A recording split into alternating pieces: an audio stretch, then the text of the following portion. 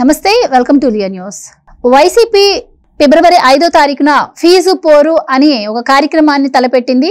కూటమి ప్రభుత్వం ఇచ్చిన విధంగా ఫీజు రియంబర్స్మెంట్ హామీని అమలుపరచలేదని, అందుకుగాను ఫీజు పోరు అని చెప్పి ప్రజల్లోకి వెళ్లాలని నిర్ణయించిన నేపథ్యంలో ఆయన సొంత పార్టీ నాయకుల నుంచే వ్యతిరేకత వ్యక్తమవుతుంది. ఎన్నికల కోడ్ నడుస్తున్న టైంలో ఇలా వెళ్తే అది ప్రజల్లోకి తప్పుగా వెళ్తుందని చెప్పి వాళ్ళు అనుకుంటున్నట్టుగా తెలుస్తోంది. మొత్తానికైతే మరి జగన్మోహన్ రెడ్డికి అసలు ఫీజు రియంబర్స్మెంట్ గురించి మాట్లాడే హక్కు ఉందా అని చెప్పి ఇటు కూటమి ప్రభుత్వం ఆరోపిస్తున్న వేళ మరి ఈ కార్యక్రమం ఏ మేరకు సక్సెస్ అయ్యే అవకాశం ఉంది, మరి నిజంగానే కూటమి ప్రభుత్వం ఇచ్చిన హామీని నెరవేర్చలేదా, ఇలాంటి విషయాలు తెలుసుకుందాం. మనతో పాటు ఉన్నారు సీనియర్ పొలిటికల్ అనలిస్ట్ అంకమరావు గారు. నమస్కారం సార్. కూటమి ప్రభుత్వం కొన్ని హామీలను అయితే ఇచ్చింది, అది ఒక్కొక్కటిగా నెరవేరుస్తూ వస్తుంది. కానీ జగన్మోహన్ రెడ్డి ఈవెన్ ప్రభుత్వానికి కొంత టైం కూడా ఇవ్వకుండా ఏదో ఒక రకంగా ప్రజల్లోకి వెళ్ళాలి అన్న ఉద్దేశంతో ఆయన బెంగళూరు నుంచి టైంపాస్గా వచ్చిన ప్రతిసారి ఏదో ఒక కార్యక్రమాన్ని తలపెడుతూ ఉన్నారు. ఇప్పుడు తాజాగా ఫీజు పోరు అంటున్నారు. అసలు ఫీజు రియంబర్స్మెంట్ గురించి మాట్లాడే హక్కు జగన్మోహన్ రెడ్డికి ఉందా అని చెప్పి టీడీపీ అంటుంది. అంటే ఆయన హయాంలో కూడా మనం చూసాం ఫీజు రియంబర్స్మెంట్ ఇవ్వలేదు అని చెప్పి చాలా మంది విద్యార్థులు కూడా చనిపోయిన పరిస్థితి. సో మీరేం చెప్తారు, అసలు దాని గురించి మాట్లాడే హక్కు నిజంగానే జగన్మోహన్ రెడ్డి గారికి ఉందంటారా? ఇది ఎంత మేరకు ప్రజల్లో వెళ్ళే అవకాశం ఉంటుందంటారు? చాలా మందికి తెలియని విషయం ఏంటంటే ఫీజు రియంబర్స్మెంట్ ప్రారంభించింది చంద్రబాబు నాయుడు గారు. ఎస్సీలకి ఎస్టీలకి సంబంధించి తొలిసారిగా ఆయన ప్రారంభించాడు. దాన్ని ప్రభుత్వం 2004లో వైఎస్ఆర్ అధికారంలోకి వచ్చిన తర్వాత కొనసాగించి మిగిలిన వాళ్ళందరూ కూడా వర్తింపజేశాడు. కాబట్టి ఆద్యుడు ఈయనని చెప్పని ప్రచారం చేసుకున్నారు. వీళ్ళు చేసింది చెప్పుకోలేరు కాబట్టి వీళ్ళు ప్రారంభించింది ఎవరికి తెలియని కూడా తెలియదు, చంద్రబాబు నాయుడు గారు ప్రారంభించింది. ఇక ఇప్పుడు జగన్మోహన్ రెడ్డి దీని గురించి మాట్లాడితే నిజంగానే ఆయన మాట్లాడే హక్కు ఆయనకు ఉంది జగన్మోహన్ రెడ్డికి. ఎందుకంటే 16 లక్షల మంది ఉంటే విద్యార్థులు ఫీజు రీఇంబర్స్మెంట్కి అర్హులు 9 లక్షల మందికి మాత్రం ఇచ్చి 7 లక్షల మందికి ఎగ్గొట్టాడు. కాబట్టి నిస్సందేహంగా ఆయనకు మాట్లాడే అర్హత ఉందని అయితే నేను భావిస్తున్నా. రెండోది, బకాయిలు ఎంత పెట్టాడు? 4,271 కోట్ల రూపాయలు బకాయిలు పెట్టాడు. అంటే ఆయన వీళ్ళకి ధృవీకరణ పత్రాలు కూడా చాలా మందికి ఇవ్వలేదు కదా. ఆ డబ్బులు చెల్లించకపోతే యజమాన్యం ఇవ్వరు కదా వీళ్ళకి, ఏ కళాశాల యజమాన్యం అయినా సరే. ఆ విధంగా కూడా వాళ్ళని ఇబ్బంది పెట్టాడు. కాబట్టి ఆ హక్కు వాళ్ళకే ఉంది. ఇప్పుడు విద్యార్థులు జగన్మోహన్ రెడ్డి వచ్చి బజార్లో కూర్చుంటే అడగడానికి సిద్ధంగా ఉన్నారు. అందుకని శ్రేణులు పంపంటున్నాడు తప్ప అతను రావట్లేదు.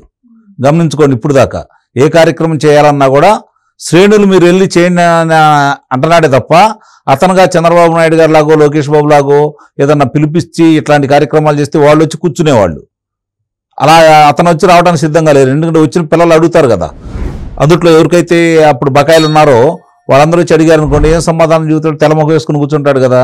అందుకని అతను ఈ విధమైన కొత్త ఎత్తు కూడా ప్రారంభించాడు. వీళ్ళు వచ్చిన తర్వాత ఇప్పుడు 800 కోట్ల రూపాయలు తీర్చుకుంటా వస్తున్నారు. ఫీజు రియంబర్స్మెంట్కి సంబంధించినవన్నీ ఒక్కొక్కటి నిదానంగా చేసుకుంటా వస్తున్నారు. నువ్వు చేసిన ఘనకార్యమే కదా. ఏ శాఖలో ఏ సంస్థలో నువ్వు డబ్బులు నిలవబెట్టావు చెప్పండి? అన్ని శాఖలు అన్ని సంస్థల్ని అప్పులమయం చేసావు. చివరికి జనాల డబ్బులు కూడా ఏ విధంగా దోచుకోవాలో అన్నీ దోచుకున్నావు నువ్వు.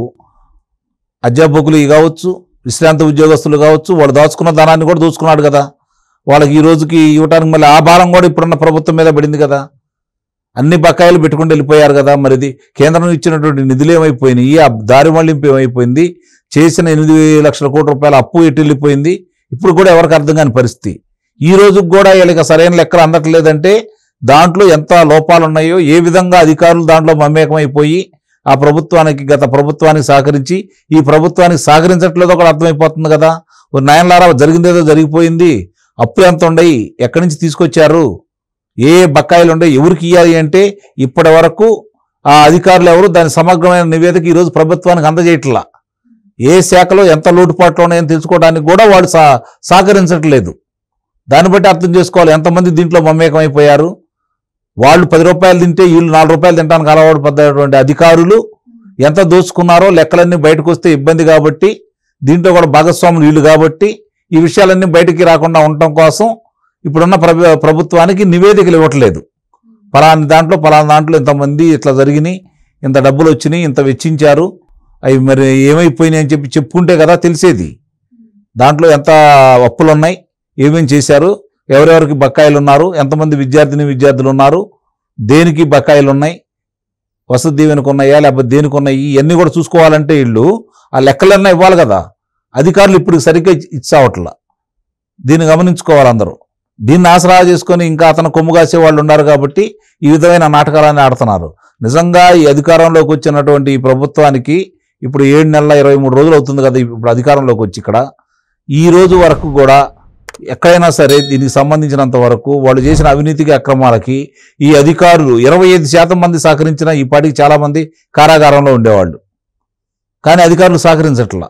90-95% అతని యొక్క విష కౌగిల్లోనే ఉన్నారు. ఇంకా అదే విషయాన్ని ప్రజల మీద కూడా వాళ్ళు చిమ్ముతా ఉన్నారు. ఎందుకంటే వాళ్ళు చేసిన తప్పుల్ని మాకు సంబంధం లేదు, వాళ్ళు చేయమంటే చేసామని చెప్పినా కూడా వీళ్ళు సరిచేయడానికి సిద్ధంగా ఉన్నారు. అవేమీ లేకుండా ఈరోజు 4 లక్షల మంది పైచిలుకు పిల్లలు డ్రాప్అవుట్ అయ్యారు పాఠశాలల్లో. ఎందుకు డ్రాప్అవుట్ అయ్యారు? ఇతని గురించి ఏదో గొప్పగా చెప్పుకుంటా వచ్చాడు కదా. ఎందుకు డ్రాప్అవుట్ వచ్చింది? ఈరోజు నిన్న చూస్తూ ఉంటే 17వ స్థానానికి పడిపోయాం భారతదేశంలో విద్యారంగంలో. అంతకుముందు 2వ స్థానంలో ఉండేది, 17వ స్థానానికి పడిపోయాం. అంటే వీళ్ళ నిర్వాహకమే కదా ఇదంతా కూడా. ఇవన్నీ ఎక్కడ బయటకు వస్తాయో అని ఎదురు చూస్తూ ఉన్నారు ప్రజలు. వాళ్ళంతా చేసినటువంటి దుర్మార్గాలు, ఎక్కడెక్కడ ఇబ్బందులు పెట్టారు, ఎవరి దగ్గర బకాయిలు ఉన్నారు, వచ్చిన నిధులు ఏమైపోయినాయి, కేంద్ర నిధులు, ఈ లెక్కలన్నీ అడుగుతారని భయంతో వాళ్ళు ఉన్నారు.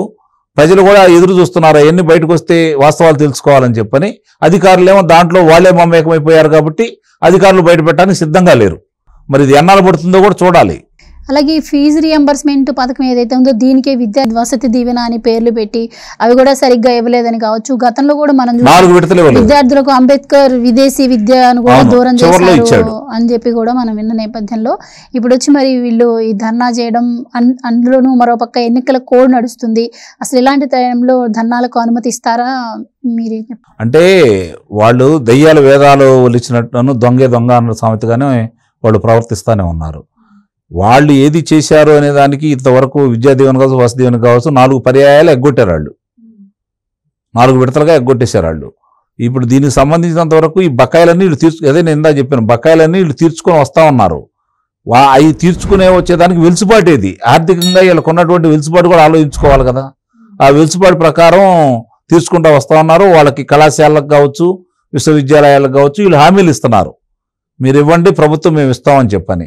దానికి సిద్ధంగా ఉన్న వాళ్ళు ఇస్తున్నారు, సిద్ధంగా లేనాడు లేదు మీరు బకాయిలు చెల్లిస్తేనే వాళ్ళకి చెల్లిస్తామని చెప్పని అంటున్నారు.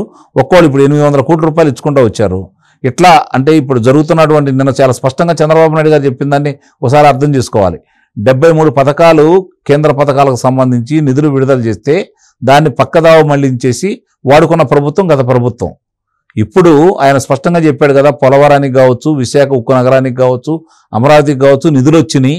దాంట్లో ₹1 కూడా నేను పక్కదారి మళ్ళిస్తే అవి అనుకున్న విధంగా పూర్తి కావు. దానివల్ల మనం ఎంతో నష్టపోతున్నాం. అప్పులు చేసుకొని ఇస్తా ఉంటే తీర్చేది ఎప్పుడు? ఆదాయం కావాలి కదా. కాబట్టి మేము ఇచ్చిన హామీలన్నీ నెరవేరుస్తాం, అన్నిదా భావించొద్దని చెప్పని ఆయన బేషరతుగా అందరికీ విజ్ఞాపన చేసుకున్నాడు. అది అర్థం చేసుకోవాలి కదా. అవి అర్థం కాకుండా ఈరోజు మీరు అన్నట్టు ఎన్నికల నిబంధనలు వచ్చినాయి అనుకోండి, దీనికి అనుమతులు ఇవ్వరు. ఈ ధర్నాలకి ఇవన్నీ చేయడానికి అనుమతులు ఇవ్వరు. కాబట్టి వాళ్ళ తెలిసేట్టు మామూలుగానే పిలిపిస్తే జనం ఎటు రారు కాబట్టి వీళ్ళు ఎటు అనుమతి ఇవ్వరు కాబట్టి పిలిపించి ఉంటారని అయితే నేను భావిస్తున్నాను. Thank you so much sir. Thank you. Please subscribe to Leo news for more videos.